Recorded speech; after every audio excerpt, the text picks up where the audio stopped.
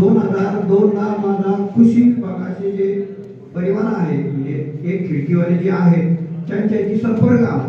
प्रथम आमच्या ओळखीचे पायगल साहेब होते।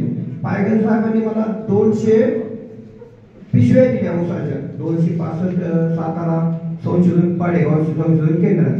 त्यावेळेस मी 2 एकरचा प्लॉट तयार केला होता, म्हणजे बेले प्लॉट। तो एक ऊस माझा 3.5 किलोचा होता। त्या वर्षी मी 80-90 टन काढला असतो, पण साहेबांनी आम्हाला अशी विनंती केली होती की तुम्ही ऊस कारखान्याला देता बेल प्लॉट तयार करा। मग मी त्या काळामध्ये आमच्या गावामध्ये तो प्लॉट वितरित केला। 4000 रुपये गुंठ्याने तो प्लॉट मी गावामध्ये 80 टन वाढला।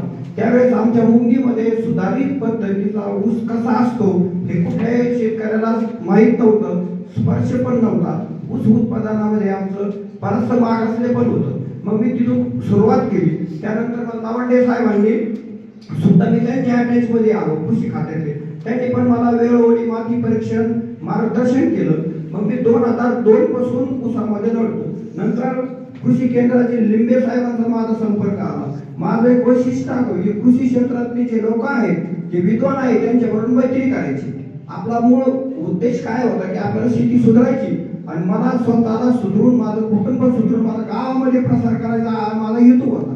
तर मग लिंबे साहेबांनी मला त्यांच्या संपर्क आल्यानंतर 2-3 ठिकाणी मला ऊसाचे प्लॉट पण दाखवले।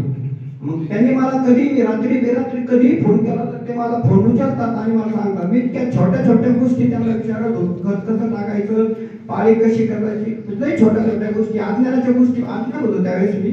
पण साहेब मी सांगतो की माझा 90 सालापासून ज्ञानेश्वर कारखान्याला ऊस जातो। माझ्या कुटुंबामध्ये 95 सालापासून 45 एकर ऊस आहे। कंटिन्यू मी ज्ञानेश्वर कारखान्याला घालतो आणि आमचे बंधू पुतणे यांना मी मार्गदर्शन करून त्याला 50 ते 60 पर्यंत आलेले आहे। मी स्वतः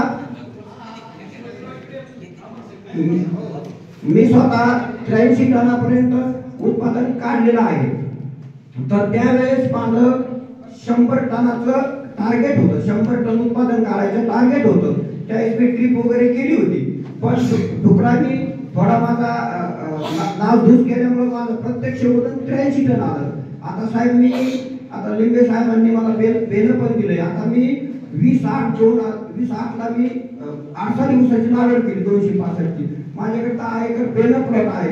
यावर्षी मी 100 टनाचं टार्गेट ठेवलेलं आहे। आणि त्यावेळेस म्हणजे मी हे टार्गेट ठेवत असताना माझ्या परिसरामध्ये